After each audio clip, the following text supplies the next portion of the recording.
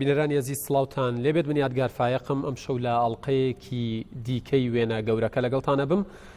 بۆ قسەکردن لەسەر تەوەرێکی گرنگ کە پێویستە لە ئێستادا قسەی لەسەر بکرێت و تیشکی بخرێتە سەر و ڕای جیاوازی لە سەروەربگیرێت. سەرەتا من سوپاسی میوانەکان مەکەم کام شەو لێرە حزوریان هەبووە بۆی گفتوگۆ بۆ گفتووە لەسەر ئەم تەوەرە گرنگە بکەین. تەوەرەکەی ئەم شەو تایبەتە بە وەکو ئاگادارن هەمووان لە هەرێمی کوردستان ئاگادارن لەماوەی ڕابردوودا هەریەک لە یەکێتی نیشتیمانی کوردستان و بزوتنەوەی گۆڕان ڕێکەوتنێک هەندێک ناوی لێدەنێن ڕێکەوتنێکی استراتیژی لە پێناو هەردوو حەزبەکە و لە کۆتاشە لە پێناو بەخێری کوردستان بکەوێتەوە ئیمزایان کردووە بە حزوری سەرکردە باڵەکانی هەردوو لە ئێستادا قسە زۆرەکرێت لەسەر ڕێکەوتنەکە. ئەم ڕێکەوتنە بۆ کرابۆ لەو تەوقیتە کاریگەری چی بوو پرسیار زۆرەکرێت لەسەرەوەی ئەبێ ئەم ڕێکەوتنە چۆن هەنگاو بنات بۆ داهاتوو و قسەیەکی زۆر لەسەرەواکرێ ئایا ئەم ڕێکەوتنە تەنها ڕێکەوتنێکە لە پێناو ڕێخستنی نێوماڵی یەکێتی و گۆڕان یاخود لە ڕێگەی ڕێخستنی نێوماڵی یەکێتی و گۆڕانەوە هەنگاوانێت بۆ ئەوەی ناوماڵی کوردستانی ڕێک بخاتەوە و فراوانتر بکرێت ڕێکەوتنەکە و لایەنەکانی تریش بە تایبەت پارتی دیموکراتی کوردستان بێتە ناو ڕێکەوتنەکەەوە و هەمووان چکە ڕایەک هەیە کە پێی وایە ئەگەر یەکێتی و پارتی و گۆڕان بە شێوەیەکی دیاریکرا و یەکگرتو کۆمەڵیش بە شێوەیەکی گشتی لە ناو ڕێکەوتنیەکانە بن ئەستەما لە ئێستادا بتوانی هەرێمی کوردستان بەڕێوە بە ئێمە هەر لە ناو بەرنامەکە قسە لەسەرەوە شەکەین کە لە ناو یەکێتی نیشتیمانی کوردستاندا ئێستا دوو دنیابینی جیاواز هەیە، دوو ئاراستە هەیە، دوو جەمسەر هەیە، دوو شێوازی بیرکردنەوە هەیە. ئایا بزوتنەوەی گۆڕان چۆن تەعامل لەگەڵ ئەمەیەکە و یەکێتی نیشتیمانی کوردستان وەک چۆنە و دەستەواژە کۆنەی هەمیشە بەکاری هێناوە ئەڵێت یەکێتی چەند باڵبێت یەک دەنووکە. ئایا لەم مەسەلەیەشە چەند ئاراستەی جیاواز هەبێ وەکو یەکتەن وەکو یەک جسم لەگەڵ بزوتنەوەی گۆڕان تەعاملەکە. زۆر شتی تریش من نامەوێت زیاتر بڵێم. ئەزیزانم ئێستا میوانەکانتان پێ بناسێنم بۆ ئەم شەو هەریەک لە کاکە بابەکر دڕەیی هەڵسوڕاوی بزوتنەوەی گۆڕان لێرە حزوریە بە خێراتن تەکەم. هەروە دکتۆر سەروەر عەبدوڕەحمان کادری پێشکەوتووی یەکێتی نیشتیمانی کوردستان. وەکو پێشتر من لە تۆڕە کۆمەڵایەتیەکان ئاماژەم پێدا بوو لە ئەکاونت و پەیج و ئینستاگرامەوە کە میوانێکی دیکەشمانەوێ لێرە حزوریە بێ. ئەم شەو ئەوش کاک ئەنوەر حسێن بوو، کاک ئەنوەر حسێن بازگر کادری پێشکەوتووی یەکێتی نیشتیمانی کوردستان، بەڵام بە دیاری کراوی 30 خولەک پێش بەرنامەکە نامەیەکی ناردووە ئەڵێ من ناتوانم لە بەرنامەکە حزورم هەبێت تەنها بۆ وەبیرخستنەوە احترامەن بۆ بینەرکە ئەویش قەرار بوو لێرە حزوری هەبێ بەڵام بە هەر مەبەستێک نەهاتووە. تەنها ئاماژەیەکی پێدەین و بۆی بینەر ئاگادار بێت کە بۆ چیەکێ لە کورسیەکان چۆڵە بە خێراتنی ئێوە ئەکەم و بە خێراتنی ئەو گەنجە ئەزیز و جوانانە ئەکەم ئەم شەو ئەزێتان کێشاوە کاتی خۆتان بە ئێمە و بینەرانی کوردستان 24 بەخشم. کاک بابەکر ئەمەوێت ینی بەو پرسیارە دەست پێ بکەم. ئەوترێت ڕێکەوتنی یەکێتی نیشتیمانی کوردستان و بزوتنەوەی گۆڕان لە قۆناغێکی ئێجگار هەستیارا بوو. ڕێکەوتنەکە ینی بۆچی بوو؟ ویسترا چی بکرێت لەو کاتە بە شێوەیەکی ئانی و لە داهاتووە بە تەمای چی بوون؟ بەڵێ زۆر سپاس بۆ جەنابت و بۆ هاوڕێیانیش کە هاتوون. ڕاستیەکەی وەکو خۆت لە خۆناغێکی هەستیارە بوو ڕێکەوتنەکە. هەموو خەڵگەزانەیە پێویست ناکە ئێمە شەرحێکین لێرە لە شوێنی تریش کە کوردستان لە فترەی پێشوو ئێستاش لە دۆخێکی ئێجگار داخراوە لە ڕووی سیاسی و ئابووریشەوە. لە ڕووی ئابووریەوە باس یەکەم کە خەڵکی کوردستان ئێجگار ماندووە، گەیشتۆتە حەدی خۆکوشتن لەلایەن هەندێک لە گروپەکانی مامۆستایان و خەڵکی تریشەوە. ینی ئێستا ئێمە بینین کە خوێنەرگاکان داخراون لەوە نزیکەی 25 ڕۆژە مەکتەب تەخیر بووە ڕەنگە گە دوو مانجی کە تەخیر بە یا مانگێکی تر خوێندنی ئەم ساڵ ئەفەوتێ. لە ڕووی ئابووریەوە ئێمە لە کارەسات ئاژین بەڕاستی کە میلەتی ئێمە لەو پەڕی عەزابە ئەژی کە ئەکرا و ئەبووە بیری لێ بکرێتەوە. لە ڕووی سیاسیشەوە دیسان هەموو کەس دەزانێت پێویست ناکە ئێمە شەرحیکەین و خۆتبەی لەسەر بین کە وەزعی کوردستان لە دۆخێکە کە کەس بەغیلی پێ نەئەبرد، چونکە کە پارتی دیموکراتی کوردستان بە تەحدیدی هەموو دەسەڵاتەکانی کوردستانی بردو بۆ خۆی لە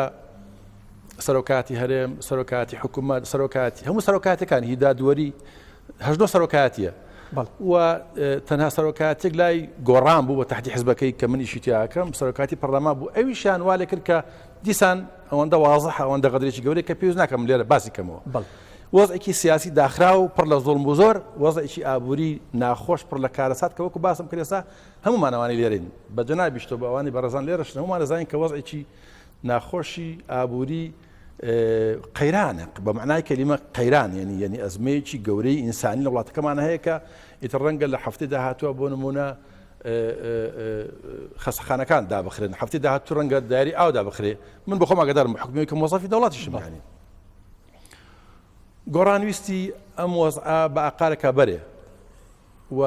لەگەڵی شێتیان نزیک بووە بۆ ئەوەی کە بڵێ بەڵێ باڵانسی هێزە کوردستان تێک چووە پارتی هەژمۆنی کردو بە 32 کورسیەوە وەرن کاکە بە خەباتی پەرلەمانی ئێمەش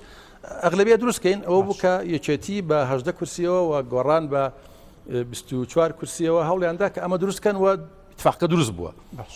ئەم اتفاقە بڕگەی مادەی یەکەمی بڕگەی دووەمی بڕگەی سێمی بە تەحدید ئەڵێ ئەم ڕێکەوتنی نێوانی چێتی نیشتمانی کوردستان و بزنەوەی گۆڕان بۆ ئەوەیە کە وەزعی خەڵکی کوردستان لە باری گوزەرانی ئابووریەوە و بژێویەوە خۆش بکە بیگۆڕێ ئاماژە بە خاڵەکانی تریش بێت بەڵێ من پرسیارێکمێ مادەی یەکەمی مەقسەدم ئەوەیە زۆر گرنگامە یعنی مادەی یەکەمی بڕگەی دووەمی ئەڵێ ئەم اتفاقیە ئەم ڕێکەوتنی نێوانی چێتی نیشتمانی کوردستان و گۆڕان بۆ خۆشکردنی ژیانی خەڵکە دەرباسکردنیان لە قەیرانی ئابووری لەم ئەزمی کە تیاژی و خاڵەکانی تری هەر 25 هەمویان بۆ قازانجی خەڵکی بە لە بەرچاوگرتنی قسەکانی پێشووتری خۆت ئاماژەت بەوەدا ئەمە ڕوئیای بزوتنەوەی گۆڕانە ئەڵێت بۆ نمونە لە کوردستانە پارتی دیموکراتی کوردستان قۆرخی تەواوی کایەکانی کردووە و دوجار ئەبینین کە بۆ نمونە سەرۆکی پەرلەمان دەرەکرێ وەزیرەکان ئیز نەدرێن و بە ڕسمی پارتی دیموکراتی کوردستانە کە گۆڕانیان لە حکوومەت دەرکردووە باشە و بینەوە سەر و خاڵی کە خۆت ئاماژەت پێداوتت خاڵی سەرەکی یەکێک لەو میحوەرە ئەساسیانەی ناو ڕێکەوتنەکە دۆخ و گوزەرانی وڵاتیانی هەرێمی کوردستان باشتر بکەم هەست ناکەن ئێوە ئەمەتان بیر چۆتەوە بە لە بەرچاوگرتنی ڕئیەکەی خۆتان بەرامبەر بە پارتی نەگەشتن ڕێککەوتن نەتوانیتان کاریگەری ئەوە دروست بکەن کە ئەم هەژمونە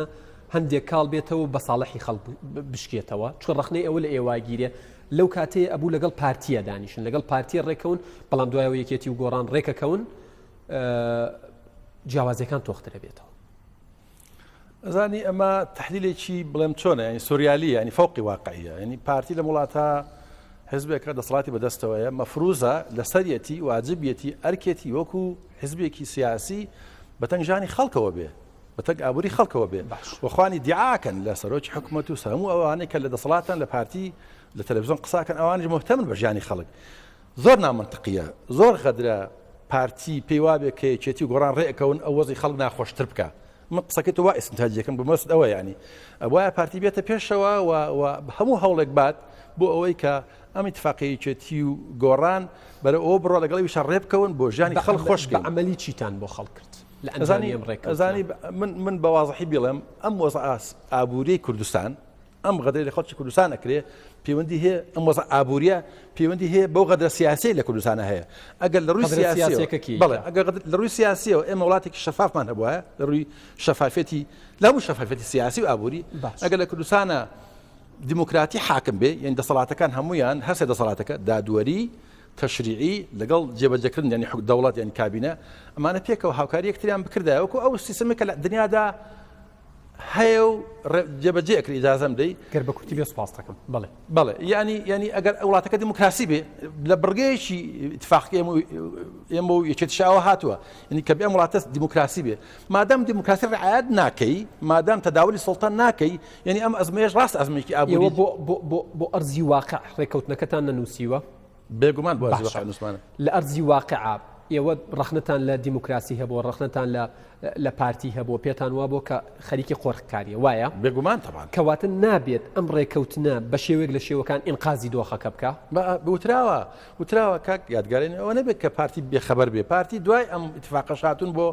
لای برادرانی ئێمە ئەوانیان بینیوە قسە کراوە کاک دکتۆر فواد حسێن هاتووە پێیان وتراوە کاکە ئەمە اتفاقەکە ئێمە ئەنجا جگە لە ئێمە برادرانی یەکێتی بحەزافیری و تەفاسیلی بە برادرانی پارتیان وتۆ کاکە ئەمە وەزعەکەیە ڕزگاری کەن بەڵێ پێیان وتراوە دکتۆر سەروەر کاک بابەکر ئاماژەی بەوەدا کە بە شێوەیەک لە شێوەکان یەکێک لە ڕێگریەکان ئەوەی وای کردووە کە ڕێکەوتنەکە نەتوانن خێرا بکەوێتە بواری جێبەجێکردنەوە مەسەلەی دیموکراسی لە هەرێمی کوردستان و مەسەلەی ئەوەی کە لەلایەن پارتیەوە بە دیاریکراوی تەجاوبی بۆ نەبووە تۆ جەناب دۆکو کادرێکی یەکێتی نیشتیمانی کوردستان قسەت چییە لەسەر ڕێکەوتنەکە هەستەکەی لەو تەوقیتەیە ضرور بوو و پێت وایە ئەم ڕێکەوتنە توانرات جێبەجێ بکرێت بەشێکی جێبەجێ بکرێت لایەکی لێ بکرێتەوە بەس وەڵا لەو تەوقیتەیە نەکەر زەرور بوو ئەمە پێمان وایە درەنجیش بوو و ئەم ڕێکەوتنە ئەگەر بۆ سەرەتاکانی بگەڕێن وزارێکی ئەم ڕێکەوتنەی کردووە چێن ئەندازیاری ئەم ڕێکەوتنە سێ کەسن یەکەم کەسیان جنابی مام جەلالە کە لەگەڵ کاک نەوشیروانە لە دەباشان دانیشتن ئەو وەرەقەی تەفاهومەی کەوا کردیان دووەمیان دکتۆر بەرهەمە کە جێگری سکرتێری گشتیە لەو کاتەوە دکتۆر بەرهەم کاری بۆ کردووە کە بە هەوڵی دەدا بزوتنەوەی گۆڕان لە کای سیاسەکە نەچێتە دەرەوە لە کاتی هەڵبژاردنەکاندا کە بەیاننامەی دەرکرد لەوەی ئەو تەزویر و گزیەی دەکرێت ڕێگری لێ بکرێت کە تا ئاستێکی زۆر ڕێگری لێ کرد لە کاتی کابینەی پێکەنانی کابینەی هەشتا دکتۆر بەرهەم بوو کە سەرۆکی وەفدی مفاوز بوو پێی لەسەر ئەوە داگرت پێویستە گۆڕان بێتە ناو کای سیاسی لە پەرلەمان لە حکوومەتدا هەتا تاوانباریشیان دەکردن بەوە ئەمە دووەم کەس سێم کەس کاکۆسرەتە کە جێگری یەکەمی سکرتێری گشتیە ئەوە ڕێکەوتنەکەی ئیمزا کردووە واتە ئەم سێ بەڕێزە لە نێو یەکێتیدا دەستی باڵیان هەبووە لە ئیمزاکردنی ئەم ڕێکەوتنە و گەیاندنی تا ئەم قۆناغا بەڵام ئەوەی گرنگە ئەم ڕێکەوتنە هەروەکو لە بڕگە و مادەکانیشیدا هاتووەکو برای خۆم کاک بەکرد ئیشارەتی پێدا لە سەرەتاکانی مادە سەرەتاییەکانی ئەوەیە ئەم ڕێکەوتنە بۆ خزمەتی خەڵکە لە پێناوی خەڵکە بۆ دەرچوونە لەم قەیرانە ماوەیەک بەسەر ئەو ڕێکەوتنە تێپەڕیوە بمبوری فعلەن وایە قسەم لەسەر نەسەکەی قسەم لەسەر جێبەجێکردنەکەی لەگەڵ ئەم خاڵانە ئەوەشی تێدایە کە بۆ دژایەتیکردنی هیچ لایەنێک نییە بەڵام ئەوەی ئێمە تێبینی دەکەین بەداخەوە ڕێکەوتنەکە وەکو پێویست بەرەو پێشەوە نەچووە و ئەم ڕێکەوتنە تەنها بۆ سلێمانی نییە هەر وەکو ئەوەی بۆ سەیدایەکی زاخۆیە ئاوا بۆ لاالوویەکی گەرمیانیشە لە ئەرزی واقع ئەوایە لەسەر وەرەقە وایە نیەتەکە ئەوەیە ئێمە بەش بە حاڵی خۆمان ڕێکەوتنەکە لە سنووری سلێمانی نەخێت دەرنەچوە هەستی پێ لە سنووری سلێمانی دەرنەچوە لە سنووری سلێمانیش لەمپەری زۆر لە بەردەم دروست کراوە بەڵام ئەمە بە هەوڵ و کۆششی کۆمەڵێک لەو بەڕێزانەی کە ناومهێنان هەوڵیانداکەوە لەمپەرەکان دروست نەبرخۆ کاکە جهدێکەیە لە نێو یەکێتیشدا کە نەهێندەویست ڕێکەوتنەکە وەکو پێویست جێبەجێ بکرێتن و نمونونەکانیش لە بەردەممانەکە بەرژەوەندیان هەیە لەوەی ڕێکەوتنەکە وەکو خۆی ینی جێبەجێ نەکرێت یان مەسەلە چییە؟ بێگومان ئەو نەفەسە ئێستا بوونی هەیە لە ناو یەکێتی و گۆڕان کە ڕێکەوتنەکە جێبەجێ نەکرێت گرفتی ئێمە لەوەیە وەکو مەسەلەن ناوەندی بڕیار بۆ ڕاگەیاندراوە ناوەندی بڕیار لەوە ڕاگەیاندراکە پرۆسەیەکە هەوڵێکی جددیە بۆ دەرچوونی یەکێتی هێنانە دەرەوەی لەم قەیرانەی کەوا هەیە بۆ جێڕانەوەی بڕیارە لە نێو یەکێتی نیشتیمانی کوردستاندا بۆ ئەوەیەکەوە بەفعلی ئێمە لە ناوەندی بڕیار قەناعەتی کولیمان بەوەیە سەرجەم بڕگە و مادەکانی ئەم ڕێکەوتنە دەبێت جێبەجێ بکرێت هیچ بڕگەیەکی ڕێکەوتنەکەنی نەک لاریمان تایدانە هەر وەکو ئەوەی کە پێشتر کاک دکتۆر بەرهەم قسەیەکی هەبوو دەیوت کردار شەرتە هەمان قسەی کاک دکتۆر بەرهەم گۆڕانی هەمان نەفەس هەیە کە ئەیەوێت یعنی بە دیاریکراوی بە نەس بە دەق ڕێکەوتنەکە جێبەجێ بکرێت یادگارجان وەکو وتم کاک بەرهەم دەیوت کردار شەرتە هەمان ئەم قسەیە بەڕێز کاک نەوشیروان دووبارەی کردەوە لەوێ وتی عیبرەت لە جێبەجێکردندایە دەیکەواتە لەمپەرەکان چی لەمپەرەکان چەند لەمپەرەکان ئەوانن کە بەرژەوەندیان لەم ڕێکەوتنەدانە ئێمە وەکو ناوەندی بڕیار ڕۆژانە دەیبینین لەوەیە تۆمەتبار بکرێن جۆرەها پرۆپاگەندەمان لەسەر بکرێت ئەو پرۆژە جددیەی ناوەندی بڕیارکەوە هەیە ناوی ڕێیەکەیە من دەمانەوێت بەڵایە پێی وایە ئەم هەنگاوی ناوەندی بڕیار بۆ یەکێک بۆ لەمپەرەکان لەو لەمپەرانەی کە خراوەتە بەردەم ئینەکە ڕێکەوتنەکەی نێوانەوە و گۆڕان کاک یادگار ئەمە جۆرێکە لەو پروپاگەندە و ئیرهابە فکریەی کەوا باڵی دەستڕۆیشتوو لە نێو یەکێتی نیشتیمانی کوردستاندا دەیکا ئێمە هەم ڕابردوومان شایەتە ئەوەی ئێستا کە پێمان دەڵێن ناوەندی بڕیار بۆ ئەوەیان بووە لەمپەر دروست بکەن ئەو ساتانەشکەوە کادرەکانی ناوەندی بڕیار ئەندامانی مەکتەبی سیاسی دکتۆر بەرهەم کاکۆسرەت هەواڵانی تر کە بەرگریان لەوە دەکرد پێویستە پرۆسی دیموکراسی ناشیرن نەبێت و لەگەڵ گۆڕاندا لێک نزیک بین هاوپەیمانێتی بکەین بارودۆخی سلێمانی و کوردستان هادێ بکەینەوە تاوانباریان دەکردین ئەو کاتە دەیانوت ئیش بۆ گۆڕان دەکەن ئەمڕۆ بەرژەوەندیان لەوەدایە بێن قسەیەکی تر بکەن یەکی تریشێ لە ناو ناوەندی بڕیار ئاماژە بەوادا کە بزوتنەوەی گۆڕان لە هەندێک جێگە دەست وەرەداتە کاروباری ناویکێتی نیشتیمانی کوردستان و سەنگەکە بەلایەکە ئەخا شتی وا هەیە ئەمە تێبینیە کە لەوەیە هەبێ بەڕسمی لە خۆتەوە گوێ ئێمە کاک یادگار سروشتی حزبی کوردستانی هەر وەکو ئەوەی یەکێتی چەند باڵێکە هەر وەکو ئەوەی پارتی چەند باڵێکە بێگومان لە نێو بزوتنەوەی گۆڕانیشدا بمبورە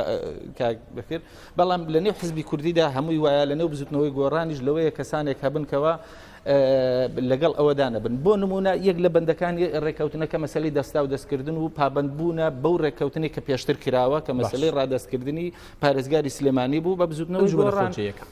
بە هەوڵێک هەبوو لە نێو یەکێتیدا کە نەیدەویست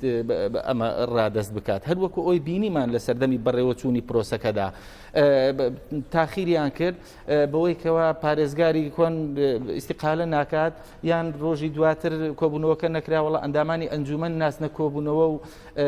نیسابی یاسایی تەواو ناکەم پرسیار ئەوەیە ئەندامی ئەنجومەن بۆ ناچێت ڕێککەوتنێک کە کراوە لە نێوان بزوتنەوەی گۆڕان و یەکێتی نیشتیمانی کوردستاندا لە پێناو دەستا و دەستکردنی دەسەڵاتە نە لە پێناو باڵای بەرزی تۆیە و نە لە پێناو چاوی گەشی منە بۆیە لێرەدا بمبووری بەس ئەمە تەواوکەم هاتن ئەو لەمپەرەی دروستکرا دوای ئەوەی کەوا ناوەندی بڕیار پێی لەسەر ئەوەداگرت دەبێت ئەو ڕێککەوتنە ئیمزا جێبەجێ بکرێت هاتن ئەمجارە هێنایانە بواری ئەوەی باشە با جێبەجێ بکرێ بەڵام لەو ڕێککەوتنێکەوە لە مەکتەبی سیاسی کرابوو لە نێوان سەرکردایەتی هاوبەش بە حزوری کاک نەوشیروان و هێرۆخان و کاک بەرهەم و برادرایانی تر لە ماوەی یەک شەودا گۆڕانکاریان بەسەرداهێنا ئەو برادێک کە دەستنیشان کراوە بێتە سەرۆکی ئەنجومەنی پارێزگا چونکو لە ناوەندی بڕیار نزیک بوو دایان نەنا مەبەستەکە لە چی بوو بۆ ئەوەی لەوێەوە تێکی بدەن بۆ ئەوەی پێیان وابوو ئێمە تێکی دەدەین هەتا بڵێن ئەمە ئەوانە پرۆسەکەیان تێکداوە بە کورتی ئێمە وای دەبینین ناوەندی بڕیار بە کولی لەگەڵ جێبەجێکردنی مادە و بڕگەکانە وەکو وتم ئەندازیارەکانی ئەوانن وە جگە لەمەش کاتێک دەڵێن کاکۆسرەت ئیمزای کردو من پرسیارێک دەکەم خۆزگە برای بەڕێزم کاک ئەنوەر لێرە بووە بەداخەوە هیچ سەلاحەتێک نەدراوە بە جێگرانی سکرتێری گشتی بەڵام جێگری یەکەمی سکرتێری یارمەتی بی بچمەوە لای کاک بابەکر بۆی تەوازنی کاتەکە ڕاگرم ئەوە من وەکو ملاحەزە ئەینوسم لای خۆم کاک بابەکر لە قسەکانی دکتۆر سەروەرە زیاتر ئاماژە بە لەمپەرەکاندرا کەمتر هەستمان کرد ئەم ڕێککەوتنە چوو بێتە بواری جێبەجێکردنەوە بینەرێک پاوڵاتیەکی سلێمانی کە ئەمەلی بە گۆڕان و یەکێتی بۆ لەم ڕێککەوتنە ئێستا حەقی خۆی نییە بپرسێت کەواتە ئەم ڕێککەوتنی یەکێتی و گۆڕان چی بۆ من تیاوە کە تا ئێستا قۆناغی نیزاع و ململانی تێنە پەڕاندووە بەڵێ ینی خەڵک حەقەتی گلەی بکات لە پارتی بە دەرەجە یەکەم کە حاکمی ئەم بەشیشی زۆر ئەم وڵاتەیە لە یەکێتیشی بکاکە لە سڵتا بەشداری کردو و کاک تاڵەبانی جێگری سەرۆکی حکوومەتە و لە گۆڕانیش بکاکە گۆڕان حزبێکی گەورەی لە وڵاتەکە نیم ملیۆن کەس دەنگی داوەتێ بە دەرەجاتی جیاوازنی هەمومان لە سڵتاین بە معنایەک یعنی وەکو باسم کرد لە پێشانی کێشەی ئەسڵی ئەم وڵاتە ئێستا کێشەی ئابووریە ئەم کێشە ئابووریە گلەیەکە لەسەر چییە؟ گلەیەکە لەسەرەوەی بەشێکی ئەزمەیەکی جیهانی نەوت هەیە کە لە $100 هات بۆ ئێستا بە $7 ئەفرۆشی حاڵە حەزر کە بەرز بۆتەوە بەڵام دۆخی وڵاتیان $25 بوو هەروەکو ئێستا بوو ئێستا لە ڕۆژانی ڕابردووە ڕۆژ ینی هەموو ڕاگانکارەکانی یەکێتی ئەوانەی کە ئەهلی فکر و نەزەرن یعنی لە میدیاکان و قساکردن ئەمە هینیتیایە غەشیتیایە و دزیتیان لە فرۆشتی نەوتە ئەوانەی بە هاوڕەکانی من لە میدیاکان و قساکەن ئەڵێن ئەمە غەش و دزیتیایە خەڵکی تری دەرەوە ئێمە میدیاکانی تر قساکەن وەڕوونیەکەنەوە کە ئەم نەوتە داهاتی ئەمە نەوتە ئێمە شتی ترمان نییە ئەمە چ ڕەبتێکی هەیە مەسەڵەی داهات چ ڕەبتێکی هەیە بە جێبەجێکردنی ڕێککەوتنەکەی ئێوە و یەکێتی بەڵێ جێبەجێکردنەکە چییە خەڵک بزەبت قسەکەم لەسەر سوالێکی جوانە بەڵێ خەڵک ئەڵێ ئەی گۆڕان تۆ زەختت چییە لەسەر هاوپەیمانەکەت کە یەکێتیە بۆ ئەوەی کە مەلەفی نەوت کەشفکە و ئێمەش بێکێتی ئەڵێن ئەی یەکێتی بەزەختی تۆ چییە لەسەر پارتی کە مەلەفی نەوت کەشفکە ئەمە دواترم دکتۆر وەڵامی پێشمە پرسیارێکی منطقیە پێشمە پرسیارێکی منطقی ینی خەڵکی کوردستان نەقێتی زەق لە ئێمە بکە بڵێ کوا داهاتینەوە بە وازحی و ئێمە بە هاوڕەکەمان بە ئەوانی کە اتفاقمان لەگەڵا کردوون لێ چێتیاڵێن کاکە کوا ئەگەر ئێوە ئاگاداری ئەمە لە فەن بۆ ئەمە تەنها شتێکەوە پرسیارتان لەسەری یان بەنسبەت ئیزندانی وەزیرەکانتانەوە ئیزندانی سەرۆکی پەرلەمانەوە دەرکردنی گۆڕان لە حکوومەتەوە دیسان پرسیارتان لە یەکێتی هاوپەیمانتان هەیە کە لە ناو حکوومەتایە تا ئەم لەحسەیە ئەزانی کە بۆچی هەڵوێستی لەسەر ئێوە نەبوو ئەزانی هەڵوێستیان هەیە تا ئەندازێک و ئەوەی هەڵوەستی نییە خۆی قسە لەسەرکرێ هەندێک کادریەکێتی هەیە لە هەموو باشەکانی ینی داڵم باڵەکان لە گۆڕان تونترن بەرامبەر بە وەزەکە بەڕاستی یعنی ئینسان بە وجدانەوە قسە بکە هەشیانە قسە ناکاو ساکتە یعنی ئەوانەی کە قسەکەن ناو خەڵکە سمعیان بە قوترە مەکانیان بە قوترەوە قسەکەن و ڕخناگرن ینی ئێوە شتێکە هەموو کەس ڕەنگە پێی بوێ قسە گرنگە نەخێرم کەس پێ ناوێت خەڵک ناوێت قسە بکە خەڵک ناتوانێت کێمە قسە بکە ینی خەڵکێکە بێ بزانە قساکە و قسە گرنگە ینی قسە قیمەتی هەیە ینی خەڵکێک هەیە ئەمە داوامان لێتی قسە بکە قسە ناکە و هە قسەیە بێت قسە خۆی فعلە قسە خۆی کردەوەی و خەڵکانە ناکەم کە لە بڕیارم لەکە چی بڵێن ئەبێ بە ماڵ بەسەریانەوە بێت جێبەجێکە یعنی قاعدەی جەماوەری و هەندێک سەرەوە ئەڵێم ینی بەس قسە بکەیت تۆ بڵێ یەکێتی نیشتیمانی کوردستانە بێت زەخت لەسەر پارتی دروست بکات پێویستە گۆڕان زەخت لەسەر یەکێتی دروست ئەمە بە قسە ئەنجامی نابێت ئەنجام ئەزین چی خۆی ئەمە ئەم جەدەلە کۆتایی پێ نەهاتوو ئەم مناقەشەی نێوان ئێمە و پارتی ئێمە یەکێتی لەگەڵ پارتی کۆتایی پێ نەهاتووە ئێمە یەکێتیش کۆتایی پێ نەهاتوو ئێمەش خۆمان خلافاتمان هەیە قسەمان هەیە بەڵام ئێمە ئێستا ئیتفاقمانە ئیتفاقەکە 25 مادەی ئیتفاقێکی بەڕێی من مێژوویە بەڕێی من گرنگە بەڕێی من زۆر پرەنسیپیە بەڕێی من ئەهێنێ وەکو پێڕەوی ناخۆی یەک حزب تەماشایکێک ئەمە هەموو شتەکانی کۆ کردێتەوە بە قەناعەتی تەواو ئەڵێم ئەو ئیتفاقی نێوان ئێمە یەکێتی جێبەجێ بکرێت دۆخی کوردستانە گۆڕێ بەرەو باشتر دۆخی خەڵک گۆڕێ بەرەو باشتر دۆخی سیاسی من پرسیارێکت لێ باشتر بڵێ ئەم ئیتفاقی لە نێوان یەکێتی نیشتیمانی کوردستان و بزوتنەوەی گۆڕانە هەبوو حتمما ینی سیاسیەکان هەمیشە باس لە دانوستانەکەن هەمیشە باس لە ئەخز و عەتاکەن هەمیشە ئەڵێن بۆ ئەوەی تۆ ئامانجێکی گەورەتر بەدەستبێنی ئاساییە لە هەندێک ئامانجی بچووکتر تەنازول بکەیت بزوتنەوەی پارتی لێرە حەزوری نییە بۆیە من پرسیارەکە لە بزوتنەوەی گۆڕانەکەم بزوتنەوەی گۆڕان هەست ناکات لە پێناوی هاوڵاتیانی هەرێمی کوردستان ینی ڕێک لە پێناوی هاوڵاتیانی هەرێمی کوردستان ئەبوو بچێتە پێشەوە لە پارتی سەرڕای تێبینیەکان لەسەر ئەوەی کە پارتی غەدری لە گۆڕان کردو لە نێوان کەوانەیە کە ئەم ڕێیەی کە هەیە باشە گۆڕان بۆچی ئامادە نەبوو لەگەڵ پارتیە یاخود لە ڕێگەی یەکێتیەوە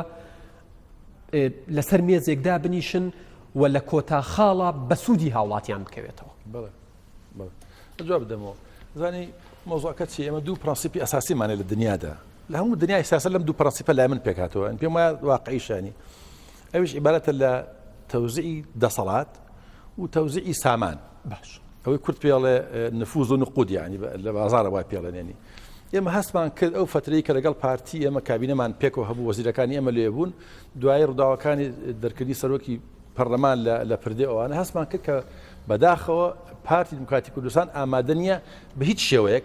هیچ شێوەیەک تەوزیعی سڵتە بکات لە کوردستانە سڵتە دابەش ناکە مستحیل هەیە لە سیاسەتە تا ئێستا باسەکەم من تا ئێستا لەوانەیە بەیانی شتێکتر بێتە پێشم تا ئێستا ئەڵێم بەوادرەکان هیچ دیار نییە کە برادرانی پارتی بیانەوێت لە کوردستانە دەسەڵاتی سیاسی بە شێوەیەکی دیموکراسی تەوزیع بکەن تەوزیعی ناکەن هەمووی لای خۆیانەوە ئامادەنی بیدەن ئێوە ئامادەنین وەکو گۆڕان هیچ چەنگاوێک بنێن بۆ ئەوەی ئەم ڕێیە بگۆڕن کاریگەری لەسەر ئەمە با من تەواویکەم قووەتی خۆتان هەژمونی خۆتان بەکاربێن با من تەواویکەم ئەمە نەزەریەکەی ئەمەلیەکەشی ئێمە بینیمان سەرۆکی پەرلەمانی کوردستان هەر کەسە ئاڕی خۆشەویستی من دکتۆر یوسفە ئەوە فەخری پێوەکەم بەڵام هەر کەسێکە نەئەبوایە بە هیچ شێوەیەک ڕێگا بدرێ ئەسکەرێک سەربازێک ڕێزمان بۆ ئەویشەیە جورئەتی بەخۆی بدا یا ڕێگای پێ بدرێت کە سەرۆکی پەرلەمان بوەستن لە سەیتەرێکە ئەمە کەفرە چۆن خەڵکێکە بەرچێشان بە کەعبا چەند کەفرە لای خەڵکی ئیسلامی لای ئێمە کە دیموکراتین ئەوە کفرێکی مەبدەئیە کە تۆ سەرۆکی پەرلەمان سەرۆکی گەورەتی دەستگای لەسەر ڕەتفعلەکەی گۆڕانەکەن لا يزال گۆڕان لە ڕەتفعلایە لە پەرچەکردارەیە بەرامبەر تەسەڕوفی پارتی ئەمە شەڕی کلتورە باش دوو کلتور لە وڵاتە بەرەو دروستبوو نەچێت کلتورێکی ئەگەر ڕێگای پێ بدەی استیبدادی و زۆرداری ڕەگە گەشە بکە وەک وڵاتانی تریانی و کلتورێک تریشەیە کە ئەمانە ڕێگای پێ بگرین لەگەڵ کاک سەروەر و برادەکانی تر و خەڵکی تری ئەم وڵاتەوە گەنجانە ئەمانەی بڵێن کاکە تۆ بە حەقی خۆت بە پێی پەرلەمان چەند کورسی هەیە حتا بەڵام بەدەر لە کورسەکانی خۆت بۆت نییە ئیتر تۆ زوڵم بکەیت و بۆت نییە هەرکی غەدرت لێکرابێ خۆڕەنگ ئێمەش غەڵەتمان کردبێ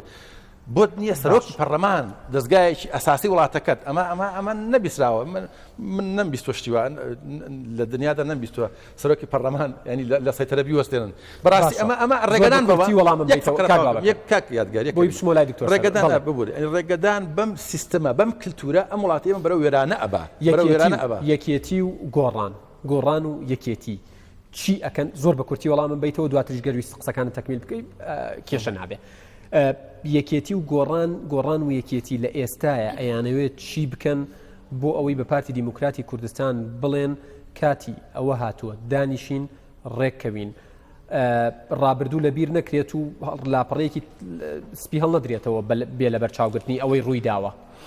بەڵام هەست ناکەن بەبێ ڕێکەوتنی ئەم سێ لایەنە سەرەکیەکە و پێنج لایەنەکە بەگشتی یعنی حزبەکان لە هەرێمی کوردستان ئاو ئەکوتن بڵێ ئەزانی یەکێتی و گۆڕان ئێستا ئەبێ خەریک ئەوە بن پێم وایە خەریک ئەگەر عزیێت بمبورێ ینی ئەبێ قسەم بۆ نەکەی ئێستا چی یەکەم بەڵێ ئێستا هەموو زەختێک بۆ ئەوەیە ئەوە نم ئەگام لێبێت کە وەزئی خەڵک سقوط نەکە ئەم وڵاتە نەڕوخێ ئێستا لە ڕوخانە ئێمە لە هاوێن خەریکەکەوینە هاویەوە ینی ئەمە بە دەرەجە یەکەم دیسان پارتی مەسئول دەرەجەی دووەم یەکێتی دەرەجەکانی تر ئەنجا ئێمە ئەبێ پێم وابێ خەریکی ئەوە نێستا ئێمە ینی ئێستا بەڵێ خەریکی ئەوە نێستا من دایرەیەکی گەورەی وڵاتم بەدەستەوەی خەریکم ینی ئیشەکەم خۆم ئیشەکەم شەو ڕۆژ بۆی کە نەڕوخە دایرەکەم من نزیکبوونەوەگرم نزیکبوونەوە هەیە لە نێوان پارتی و گۆڕان لە ئێستاە من ئەگەدار نیم دکتۆر سەروەر کاکەمال ڕەوف لە وتارێکی کە بە سێ بەش دوو بەشی بڵاو کردوێتەوە بە سێ بەش بڵاویەکاتەوە پەیامەکەی تاڵەبانی بۆ نەوشیروان مستەفا گەر بتوانم حەقی بەمێ نووسینەکەی ئەڵێ ڕێکەوتنەکە سەر ڕای قسەکردن لەسەر سلبیات و ئیجابیاتی بە زووی لە شوێنێکدا تووشی چەقبەستن بوو لەسەر ئەرزی واقع وا دەردەکەوێت کە جگە لە نمایشێکی سیاسی تەمەن کورد هیچی تر نەبێت و نەتوانێت قورسایی هەبێت لەسەر هاوکێشە سیاسیەکان هاوڕای لەگەڵم ڕێی کاکەمان ڕەوف ئەگەر بەم جۆرەی ئێستا هەیە بڕوات بێگومانم وای لێ دێت باش ئەگەر بەم شێوازە بێت چونکو وەکو ئەوی لە سەرەتا باسمان کرد ئەم ڕێکەوتنە تەنها بۆ شوێنێکی دیاریکراو نەبووە بۆ سەرجەم هەرێمی کوردستان بووە کە بۆ سەرجەم هەرێمی کوردستانیش بووە ناکرێ بە نەزعەیەکی دژایەتیکردن ئێمە بین کارەکانمان جێبەجێ بکەین ئەم وڵاتە لە لێواری نغرۆبووندایە لەم وڵاتەدا بەڕاستی ئەوەی من دەیبینم چ لە سەردەمی حکمی داگیرکاریدا چ لە سەردەمی دەسەڵاتی کوردیدا بەدەر لە مەسلەی کوشت و کوشتار کە هەبوو بێت مەسلەی ئەنفال و چیمیاباران هەرێمی کوردستان بە دۆخی قەیراناوی ئاوادا نەڕۆیشتووە کە کاریگەری خراپی هەبێ لەسەر بار و گوزەران و قوتی خەڵک دەبینین شیری مناڵ نییە موچە نییە کار نییە ئەو قەیرانە گەورەیەکەوە کوردستانی گرتووەتەوە بێوێنەیە لە سایەی سیاسەتێکی هەڵەی حزب کوردستانیەکان ڕاستە بەشێکی دەرەچیە بەشێکی هەرزانبوونی دابەزینی نرخی نەوتە بەڵام بەشێکی زۆری پەیوەندیدارە ئەمە دروستکراوە بەڵێ قەیرانی سیاسی خۆمان دروستمان کردووە قەیرانی یاسایی خۆمان دروستمان کردووە قەیرانی ئابووری بەشێکی لەگەنە چارەسەر دکتۆر ئەگەر بێت و لەسەر ئەم عینادیانەی کەوا هەیە بەردەوام بین ئێمە تۆش ناوێنەی کە لە ڕقی بەڵێ کاکە یادگارجان هەندێک پەندی کوردی هەیە من زۆر بەبێ معنای دەبینم پندێکی کوردی هەیە دەڵێ ئەو دەستەی پێم نەبردرێت نەتوانم بیبڕمەوە ماچی دەکەم بەڵام لە نێوان بڕینەوە ماچکردندا شتی تریش هەیە تەوقەش هەیە چونکو بڕینەوەی دەستێک لەم ڕۆداکەوە ئێمە هەمومان ئەندامی وەکو ئەندامی جەستەیەکی لەم هەرێمەدا کۆنە و ئێستا لە دنیای مۆدێرن و سیاستکردندا باویە لە نێوان ماچکردن و بڕینەوەدا ئەگەری تر هەیە بۆچی دەبێ ئێمە بەو منتقا سیاست دەکەین ئێمە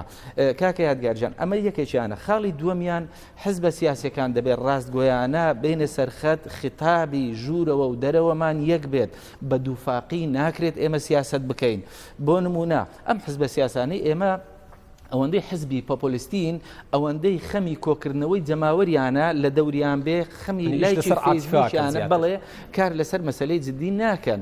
حزب دەبێت پێشبڕکێتی خەڵک ڕۆژانە بۆ جەنابەت دێت من ئەمڕۆ متابعی ئەکاونتەکە و پەیژەکەی جەناب و کاک بابەکریشم کردووە بەشێکی زۆری ئەو کۆمنتانی بۆ ئێوە دێت خەڵکی ئاسایی و نابەرپرسن نەک نابەرپرس بەوەی کە مەسئول نەبن مەبەستم کە بەرپرسیارەتیان نییە ینی قسە لەسەرەوە کەنەڵێن حزبەکان خەمی خەڵکیان نییە و بیریان چۆتەوە هاوڵاتیان لە چ قەیرانێکی سەخت و قورس ئاژین بیریان چۆتەوە کە ئەم جەژنەی کە تێپەڕیوە خەڵک پارەی جلی جەژنی پێ نەبوو پارەی پێ نەبووە چێشتێک لێ بنێت خەڵکە بۆ گۆشتی قوربانی بۆ هاتووە دووبارەی یەکەمەوە ئەمە پرسی بە مامۆسای ئاینی کردو و توێتی یاساییە گۆشتی قوربانیەکە بفرۆشم یعنی هەست ناکەن لە ناو یەکێتی لە ناو گۆڕان لە ناو پارتی هەست بە معاناتە ناکرێت یادگار هەز دەکرێیان هەز ناکرێت مەسلەیەکی ترە بەڵام هەنگاوەکان ئەوانەی کەەوە دەستڕۆیشتون بەو ئاراستەیەکەوە هەز نەکرێت بۆ نمونە من کە دەڵێم حزبە کوردستانیەکان سیاسەتی دووفاقیان ئەم قەیرانەی کەوا هەیە لە چۆ سەرچاوی گرت لە مەسلەی سەرۆکایەتی هەرێمەوە سەرچاوی گرت ئەو کاتەی کەوا کۆبوونەوەی پەرلەمان بوو لە ڕۆژی 19 ئابدا کە کرا هەر پێنج حزبەکە بڕیاریان لەسەر ئەوەدا کۆبوونەوەی پەرلەمان نەکرێت بەڵام دوایە لە ئەنجامی عینادی سیاسی دەستێکی تر هەبوو لە پشتەوە هەوڵیدا کەوا کۆبوونەوە بکرێت و بینیمان بەو قەیرانەیان گەیان لە دوای ئەوە دانیشتنی حزبە سیاسەکان پێنج قۆڵیەکان لە ژوورەوە کەس باسی ئەوەی نەدەکرد مەسعود بارزانی سەرۆکی هەرێم نەبێ بەڵام دەهاتن لە دەرەوە پارتی جارجەختی لەسەرەوە کردوتەوەڵێ لە کۆمەڵەکان تەنانەت طرحی ئەوە کراوە لەلایەن بارزانیەوە کێ دێتە جێگەکەی من بێت بەڵام لە ژوورەوە قسەیەکە کرێت لە دەرەوە قسەیەکی ترەکێ وایە بەڵێ ئەوەی ئێمە لە حزبە سیاسیەکانمان ویستە ئەمە نوێنەری یەکێتی ئەمە نوێنەری گۆڕان ئەمە نوێنەری حزبە ئیسلامیەکان ئەمە نوێنەری پارتیش هەمویان ئەوانەی کە لە کۆبوونەوەکاندا بوون جەختیان لەسەر ئەمە کردوەوە ئەتە سەرچاوەکانیش لەبەردەستایە واتە خیتابی نێو کۆبوونەوەی ژوورێ و خیتابی دەرەوە دوو خیتابی لێکجێ ناکرێت بۆ بەرژەوەندی شخصی بۆ خیتابی دەرەوەیان بۆ خەڵکە بۆ ئاپشەی خەڵکە بۆ خەڵکە بەڵێ ئەمە یەکێجان بمبورێ تەواوی بڵێ خاڵی دووەمیان مەسلەی دووفاقی لە سیاسەتایە من بەگلیم لە حزبەکەی خۆم هەیە یەکێتی نیشتیمانی کوردستان یەک لەو هۆکارانێکەوە ناوەندی بڕیاری لەسەر دامەزراوە ئەوەیە دەبێ یەکێتی ناسنامەی دیار بێن ناکرێتن لە هەولێردا بەشداری حکوومەت و پشتی نەوت و دەسەڵات و شیرینی و هەموو ئەو شتانە بێتن بەڵام لە سلێمانی وەکو معارزە خۆمان پیشان بدەین ئێمە پێویستە ناسنامەیەکی دیارمان هەبێ ئەگەر ئەم قەیرانە لەم حکوومەتەدایە ئەم حکوومەتە بەرپرسە یەکێتی نیشتیمانی کوردستان نوێنەرەکانی لە حکوومەت دەبێت هەڵوێستیان هەبێ بزوتنەوەی گۆڕان بەوەندا سکوت نەکاتن چوار وەزیری دەرکراوە لە حکوومەتداگیرێکیان نەکردێکی لەو کۆمنتانی بۆ کاک بابەکر نووسرا بۆ ڕخنەیەکە ئەڵێت گۆڕانە بێت وریایەنەتر تەعامل بکات چونکە هەردوو ئاراستەی بیرکردنەوەکەی ناوێکێتی نیشتیمانی کوردستان جێگرێکیان لە حکوومەت هەیە یەکیان کاکۆسرەتە یعنی تا یاسە بە جێگری سەرۆکی هەرێمە ناسیێنرێ ئەوی تریش کاقوبادە جێگری سەرۆکی حکوومەتە هەست ناکەن ئێوەش لە ناوەندی بڕیار لە هەندێک لەو خاڵانەی کە بەرامبەر بە زۆرینەی مەکتەبی سیاسی وەکو هەڵەی ئەوان وەکو قسووری ئەوان ئاماژی پێدن خۆشتان بەشدارن تایە پێم وانە لە ناوەندی بڕیار لە پێناو پۆستدا مساومەی لەسەر هیچ کام لە مەبادیئەکانی خۆی کرد بێت تەنانەت ئێستا باسی لەمپەرەکانمان کرد بۆ نمونە پارێزگای سلێمانی ئێستا یەک لە گرفتەکانی کە هاتوۆتە کایەوە بەوەی کە سەردار قادر وەکالەتەن پارێزگای سلێمانیە جێگری سەرۆکی حکوومەت دەڵێ من تعاملی لەگەڵەکەم وەزارەتی ناوخۆڵی من تعاملی لەگەڵ ناکەم و جێگری سەرۆکی حکوومەت دەبێ بە فعلی ئەمە دەرببڕێت لە نێو یەکێتیدا بۆ نمونە سەرۆکی ئەنجومەنی پارێزگا بە جۆرێک قسەی کردووە کە یەکێتیە دەبینین ئەوتە لێدوانەکەی لە دەنجی ئەمریکا بخوێنەوە کە هەمان پشتگیری وتەکەی وەزیری ناوخۆی کردووە سەرۆکی فراکسیۆن یەکێتیشە تەنانەت کە جێگری سەرۆکی حکوومەت کاقوبات تاڵەبانیە لەلایەکەوە پشتگیریەکە بەڵام سەرۆکی ئەنجومەنەکە کە هەر یەکێتیە دیسان قسەکەی وەزیری ناوخۆ دووبارەکاتەوە ئەمە ئێوە بە دووفاقیەزانن ئەمە سیاسەتێکی دووفاقیە ئەوەی کەوا باسی لێوە دەکەن دەڵێن سەردار قادر نابێ پارێزگاری سلێمانی بێ وەکالەتەن چونکو نایاساییە پێویستە بەڕێز جێگری سەرۆکی حکوومەت بە پرسیارێک وەڵامی ئەم پرسیارە بداتەوە بڵێتن ئەمە ساڵێکە چوار وەزیری بزوتنەوەی گۆڕان دەرکراوە کە هاوپەیمانی ئێمە وەکالەتەن داتان ناوە ئەوە یاساییە ئەمە ساڵێکە وەزیری دارایی دەرکراوە بەڵام مدیر عامێک کراوە بە وەزیر وەکیلی وەزیر وەکالەتەن وەکیلی وەزیر وەکالەتەن ئەمە سەرکەوتووە ئەمە یاساییە سەرۆکی دەستەی وەبەرهێنان دەرکراوە و ساڵێکە کەسێکی تر لە زێدیان درراوە ئەمە یاساییە ئەگەر ئەمە بۆ ئەو نایاسایی بێ بۆ ئەوانیش ناساییە و بە هەمان شێوە زۆر سپاس دەکەم هاوڕێیان کێ پرسیارەکەات ئەو کاکەی ئەو سەر ئەزێت نەبێ ناوی خۆت بڵیت و پرسیارەکەت بۆ کامیانە داوای لێبوردنەکەم ئەزانم ئێوە تەسەورتان کردو کاگەنوەریش لێرە بووە بەڵام کاکەنوەر وڵای پرسیار ئەگەر بکرێت دوو پرسیارمێ بۆ هەردوو بەڕێزەکە با ساتا کاک بابە کرد حەزەکەم پرسیاریشی دەکەم دیارەوەی کە ئەوتی ئێسا قسەیە و وەسعی ناو حکوومەت و وەسعی ناو خەڵکی شەزان چۆنە کاک بابە کرد ئەوەی کە دیارە بەپی قسەکانی جەنابیشتان بێ پارتی هەموو دەسەڵاتەکانی قۆڕکوێ لە وڵاتەیە لەم لاشەوە خەڵک ناڕازیە و خەڵک یێتە سەر شەقام بەڵام بە جۆرێک لە جۆرەکان کە ئێوە دەسەڵاتدارن لەم شارەیە بە ئێوەش و یەشێتی نیشتیمانی کوردستانیش زۆرکار ڕێگریەکەنەوەی کە خەڵک بێتە سەر شەقام بە شێوەیەک لە شێوەکان لەسەر یعلام پشتگیریتان کردوون بەڵام بە فعلی من پشتگیریەکە نابینم بۆ خەڵک ئایا یعنی خەڵک چی بکات لەم بینەیە ئێوە گەر بە یعلام باز لەواکەن و پشتگیریان نەکەن فەرمون خۆتان وەکو بەرپرسانی ئەم وڵاتە بەرپرسانی ئەم شارە وەرنەسەر شەقام لەگەڵیان ناو بووی بەستەکەت زۆر بەوازی یەک پرسیاریکە جیاواز یعنی لەو قسانی کە کرا لە دوکتۆر سەروەر یەکەم ئەوەی کە وتێت نازانم پروپاگەندەیە تا چەند ڕاستە ئەوە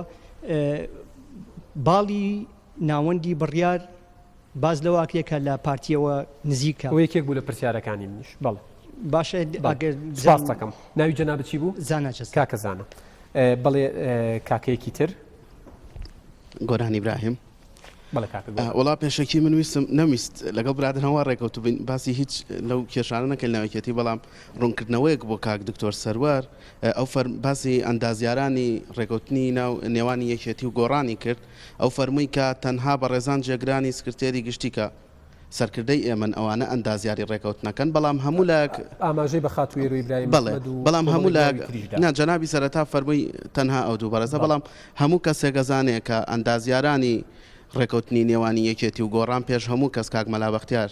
چۆگردەکە لەگەڵ دادا و دوای ئەوەش ئەگەر زۆر پێش ئەوانیش مام جەلال بووە بەڵێ لە دوای ئەوەش ئەگەر جەنابیشی تەسەورەکەم لە ئێمە وریاتر و بە ئاگاتر بێت لەو بابەتەیە ئەگەر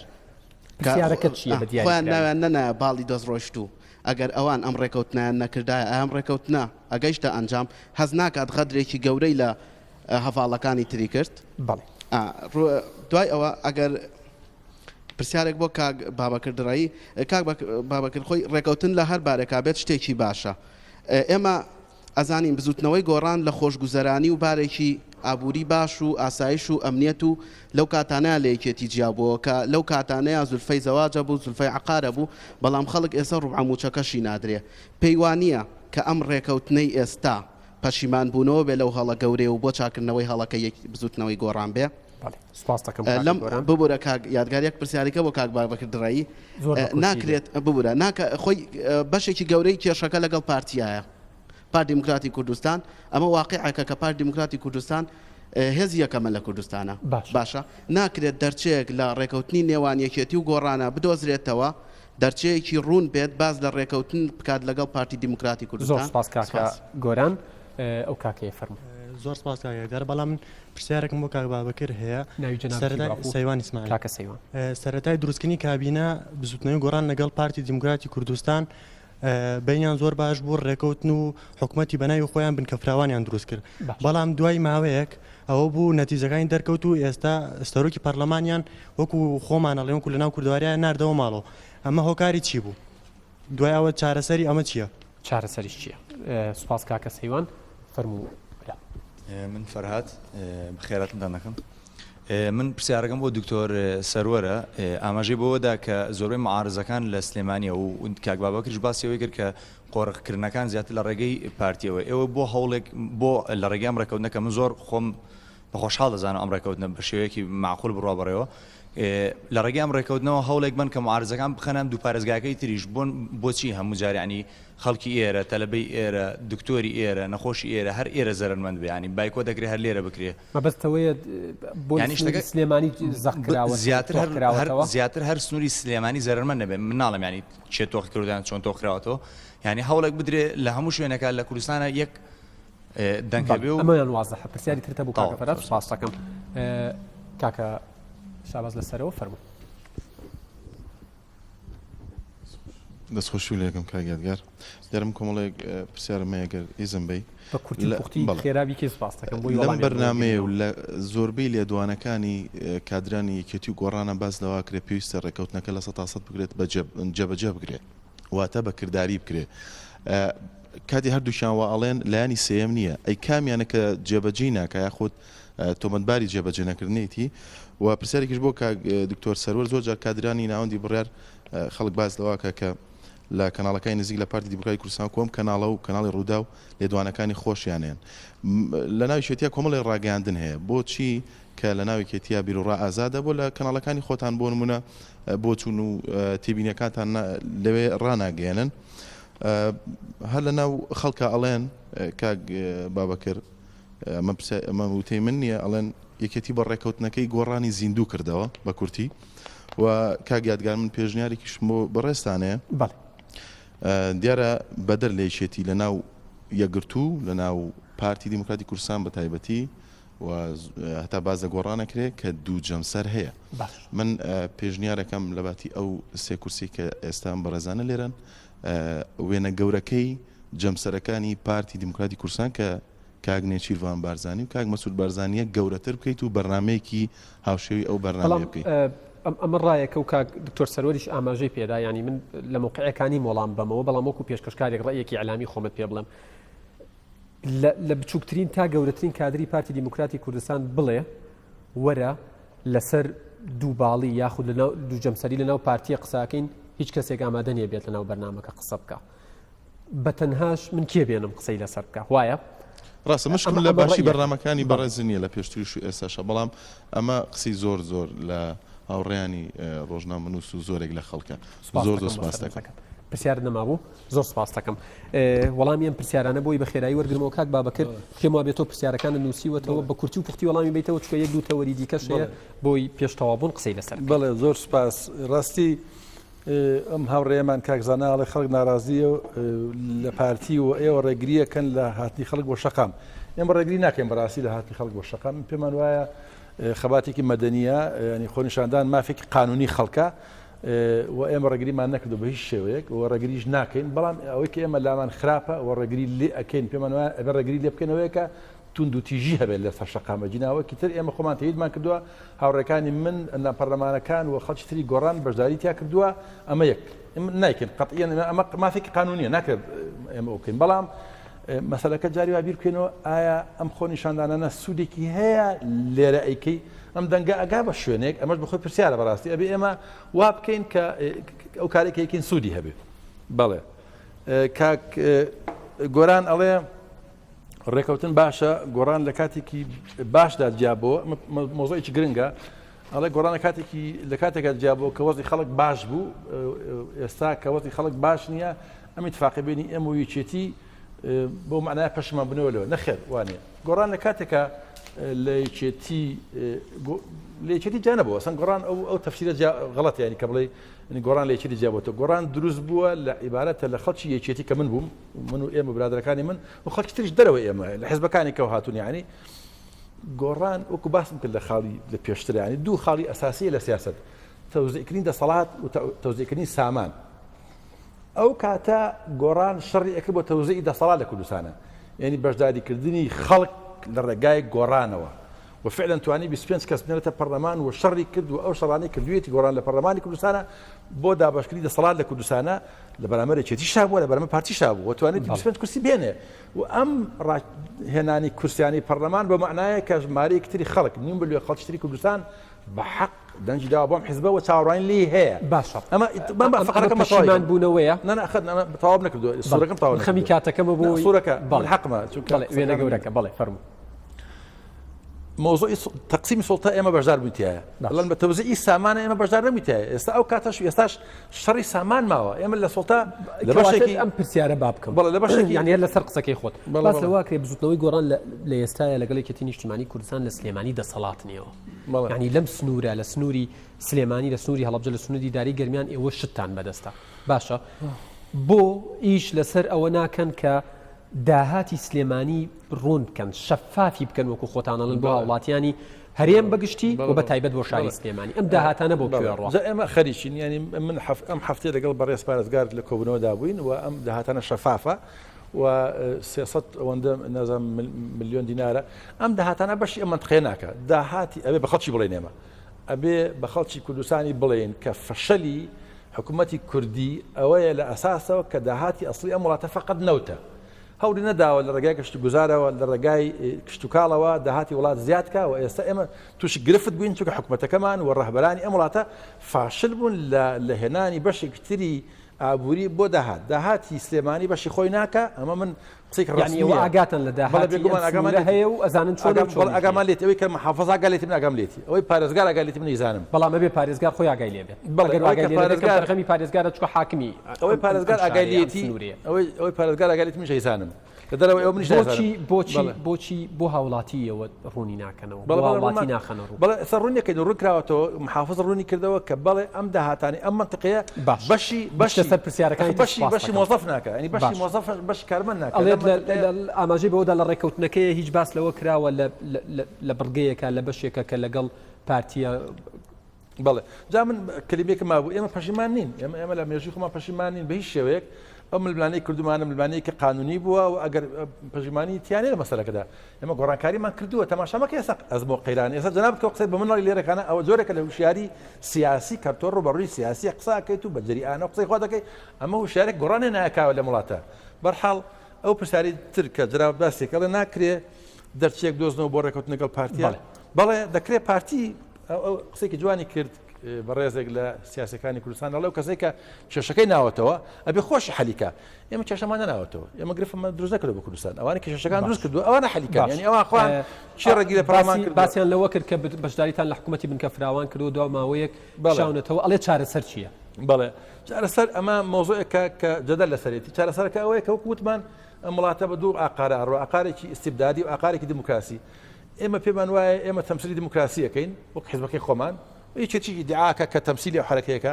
بۆی پێمان وایە ناکرێ قبولی ئەوە بکرێ کە وەزیر لە وەزارەت دەربکرێ و سەرۆکی پەرلەمان دەربکرێ ئەوە بکرێ لەبەرەوە ئەمە شتێکی قبول نەکراوە ئەبێ پارتی دموکراتی کوردستان ئەمانە چاک کاتەوە چۆن چاکەکە خوان سپاسەکەم بەڵێ پرسیار ماوە گەر بە کورتی بێ سپاسەکەم بۆی کاتی دکتۆر سەروەری شەبێت بەڵێ ئەڵێ پرسیارێکی جوانە بەڕاستی پرسیارەکان زۆر پرسیاری بردووەوە ئەڵێ یەکێتی گۆڕان هەردووشان ئەڵێن ڕێکەوتنەکە جێبەجێ بکرێ داواکەن جێبەجێ چی ڕێگرە فعلەن وایە فعلا پرسیارێکی جدیە ئەوە ئەمەش مۆزوعێکە مۆزوعێکە کە ئەبێت داهاتوو ڕوونی بکاتەوە ینی ئێمە لەگەڵ یەکێتی نیشتمانی کوردستان لێرە من ئێڵێم نەگەشتینە بنبەست لە ڕێکەوتنەکە پێمان وایە ڕێکەوتنەکە هێواشتا ئاسان ڕۆیشتەکەن لەمپەرەکانی بەردەم بەڵێ لەمپەریشی هەیە بەڵام ئێستا ئەوە ئێمە لە سلێمان لە حکوومەتی لۆکاڵیە ئێمە دەسەڵاتمان هەیە ئێمە بەشدارین و ممارەسەی سوڵتەی خۆمانەکەین وەکو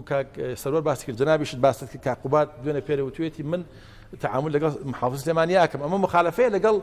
لانەکە ترکە پارتی ئەڵێم تعامل لەگەڵی ناکەین ئەو تەمەنەوە قەدرە بەرحەڵێنی پێمانە نەگەشتین زۆر سپاس دەکەم دکتۆریان من هیچ ناڵێم فەرموو وەڵامی پرسیارەکان وەڵا لە کاکزاناوە دەست پێ دەکەم ئەوەی کە پروپاگەندە دەکەن بێگومان پێشتریش ئەمە نەهجەیە کە باڵی دەستڕۆیشت و کە ئەمەی کردووە وە دەیکات پێشتر بە گۆڕان تاوانباریان دەکردین ئێستا بەوەی کە لە پارتی نزیکین ئەمە پەڵە هەورێکی تارماییەکی پروپاگەندەیە دێ و دەڕەوێتەوە و دواتر دەردەکەوێت ڕاستیەکان لەچێن چیە ئەوەی کەوا لە پارتی نزیکە مەسەلەیە دەڵێ حساب چوارە و گوێز بە ژمارە شتێکی وایە ئەوە لە پارتیەوە نزیکە کە ڕێکەوتنامەی لەسەر نەوت لەگە پارتی هەیە ئەوەی چوو ڕێکەوتنامەی 50 ساڵی نەوتی کرد ئەو بەکتەب سیاسەیەکەوا چووە رووسیا ڕێکەوتنامەی نەوت و غازی کرد ئەوەی کەوا بەپێی یاسای پەرلەمان دەبێت هەموو ڕێکەوتنامەیەکی نەوتی لە پەرلەمان بڕیاری بدرێت دیاری کادرێکی زۆر دیاری بمبوری ناوەندی بڕیار یعنی بەنەس ئەڵێ دەرفەتێکی ئاڵتونیە گۆڕاند و ناوەندی بڕیار و کۆمەڵ و یەکگرتو هاوپەیمانێتی نوێ دروست بکەن لەژێر چتری ئەم هاوپەیمانێتیە بچن لەگەڵ پارتی ڕێکەوتنێکی نوێ دوور لە دژمنکاری شەڕەکان ناوەندی بڕیارکەن ئەمە وای کردووە کە اتهام بکرێن بەوەی کە پارتی نزیکن پێشتر وتوان لە ناو قوارەیەکین پێویستە هەمومان ڕێککەوین کەس ناتوانێت کەس بسڕێتەوە تاریخ دەری خستووە دەبێت ئێمە ڕێککەوین بەیەکەوە بژین هەر حزبێک و کاریگەری خۆی هەیە بۆیە دەڵێم ڕێکەوتنامەی نەوت دەبێت لە پەرلەمان بێ بەڵام لە ماڵی نێچیروان بارزانی بە ئامادەبوونی جێگیری سەرۆکی حکوومەت دەبێت کاگۆران وتی هەست غەدرتان لە هەواڵانی دێمە سەر ئەوە قسەکانم بکە بکەم ئەوە لە پارتی نزیکە کەوا لە هەولێر دەسەڵاتی لە دەستە لەگەڵ پارتی ئەوە لە پارتی نزیکە کە نەوتی کەرکووک دەفرۆشێ لەگەڵ پارتی ئەوە لە پارتی نزیکە کەوا ڕێکەوتنامە دەکات لە سەردانانی سەرکۆمار لە بەغدا لەگەڵ پارتی ئەوە لە پارتی نزیکە کە بەشداری دەسەڵاتە و بێدەنجیشە نەوەکە ناوەندی بڕیار بێت ناوەندی بڕیار ڕخنەی لە پارتی هەیە قسەی خۆشی هەیە بەڵام بە ئوسوڵەوە لە کاتی خۆشی نەوەکە سیاسەتێکی دووفاقی هەبی ئەو برابەڕێزم گوتی غەدرتان لە هەندێک کردووە ناببوورە من باسی ئەوم کردوتم ئەندازیاری یەکەم جەنابی من باسی ئەوانی ناویەچێتی دەکەم لەو دی و کاگنەوشیروانە لە ناویەچێتیدا ئەندازیاری یەکەم جەنابی مام جەلالە اینجا دکتۆر بەرهەم و کاکوەسرەتن باسی ئەوانم نەکردووە کە بەڕێکەوتنەکە ناڕازی بوون نەچوونەتە کۆبوونەوەکەشەوە یە خولەکەم ماوە شتێکی تریان کاکشاباز بوو ئابزان باسی ئەوەی کرد بۆ لە کەناڵەکان قسە ناکەن کەناڵەکانی خۆتان حەز دەکەم لێ ڕوونیکەمەوە ناوەندی بڕیار ئەو پرۆسەیە ئەو هەوڵە جددیەیە کە هاتوۆتە کایەوە لە ناو یەکێتیە بۆ یەکێتیە لە پێناوی یەکێتیە بەڵام کام یەکێتی شەهیدان یەکێتی زیندانیەکان یەکێتی واتوانن ڕای خۆتان وەکو ناوەندی بڕیار یەکێتی ئەو یەکێتی کە خاوەنی ناسنامە و بڕیار بێت یەکێتی چەپکە گوڵەکەی مام جەلال بۆیە خۆزگە دوا قسەم کاک ئەنوەر حوسێن لێرە بووایە ئێمە ڕاگەاندەکان یەکێتی هەمووی قۆرخ کراون بۆ ئەوی لەگەڵ کاک ئەنوەر حوسێنە لێرە بووایە ڕێک بکەوتینایە لەبەر چاوی ئێوە بەیانی بچووباینایە کە بەڕێوەبەری رادیۆی دەنجی گەلی کوردستانە لە رادیۆ دەنجی گەلی کوردستان لە کورسات لە تەلەڤیزیۆنی گەلی کوردستان خۆزگە ڕێگەمان پێ بدەن نەخێر هیچ ڕێگەیەک ئەمەش پێش زۆر سپاس بۆ دکتۆر سەروەر عەبدوڕەحمان کادری پێشکەوتوی یەکێتی نیشتیمانی کوردستان کاک بابەکردڕێی هەڵسوڕاوی بزوتنەوەی گۆڕان سوپاس بۆ کاک ئەنوەر حسێنیش کە وەکو کادرێکی وەتمان بکات لە رادیۆی گەلی کاک دکتۆر سەرۆڵی هیوادارم سبەینێ لە رادیۆکەی کەوت جەنابیان بەڕێوەبەرێتی داوەتیان کە ڕای خۆیان بخەنەڕ و سوپاسی تەواوی ئەم گەنجە ئەزیزانە ئەکەم بمبورن کاتەکار هێندە هاوکار بوو بینەرانی ئەزیزم ئەمەڵقەی وێنە گەورەکە کۆتایی هات بەڵام تەوەر زۆر مابوو ئێمە قسەی لەسەر بکەین کاتەکار هێندە هاوکار بوو ڕێزی یادگارفایەق و تەواوی ئەم ستافە ئەزیزە لە شاری سلێمانی و لە شاری هەولێر قبول بکەن تا بەرنامەیەکی تر بەخواتان ئەسپێرم و ماڵتان هەمیشە ئاوەدان بێت.